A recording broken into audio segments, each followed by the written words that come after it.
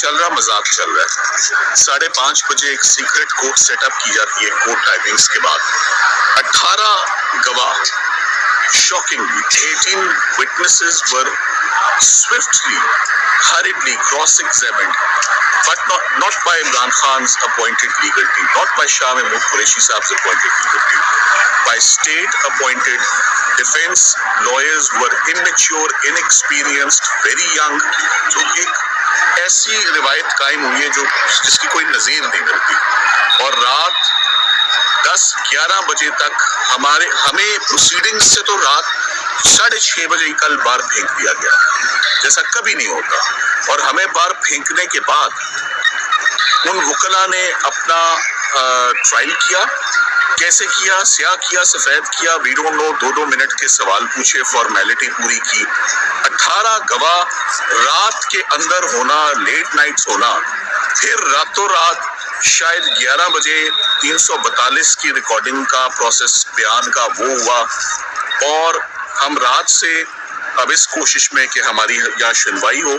So the entire legal team and above all the concerned family is present in Islamabad High Court, hoping कि हमारा case urgently take up हो और हम chief justice साहब के पास या उनके अपॉइंटेड जज साहब के पास हम अपने ग्रेवेंसेस रखें और ट्रायल कोर्ट को मजीद कार्रवाई से फौरी रोका जाए in the interest of justice. Sir, जज साहब के कंडक्ट के हवाले से बताइएगा कि बार बार आप इस्लामाबाद हाई कोर्ट में ये चीज़ पॉइंट आउट कर चुके हैं, लेकिन फिर भी चाहे जज बशीर साहब हो या दोनों, जज साहब का कॉन्डक्ट सबके सामने है। जज साहब को एहतियात बरतनी चाहिए थी जब 2 दफ़ा इस्लामाबाद हाई कोर्ट ने उनका किया हुआ ट्रायल कलअदम करार दिया, 2 दफ़ा तमाम रिकॉर्ड किया हुआ एविडेंस और प्रोसीडिंग्स विशिएट हुई। सुप्रीम कोर्ट ने बड़े वाज़ेह अल्फाज में बता दिया कि ऑफिशियल सीक्रेट्स एक्ट का इतलाक होता है या नहीं होता।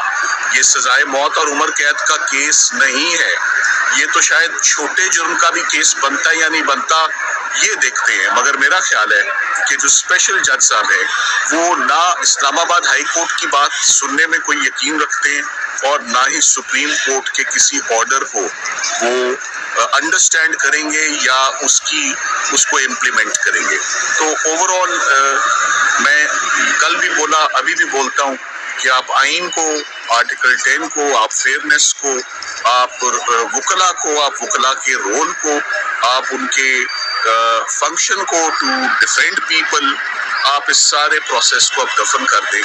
क्योंकि जो हमने कल देख लिया है साइफर केस में वो इससे पहले, और अब हमारी बात में बहुत वजन है क्योंकि जहां हम खड़े हैं उन्होंने 2 दफ़ा इन्हीं जज साहब को बताया कि आप क्या कर रहे हैं, 2 दफ़ा। ये तीसरी मर्तबा आज हम आए में। उम्मीद करते हैं कि टाइमली वक्त से पहले, इससे पहले कि बहुत बड़ा नुकसान वो जज साहब कर दें, उनको फौरी तौर पे रोकना चाहिए स्ट्रेट अवे। Thank you.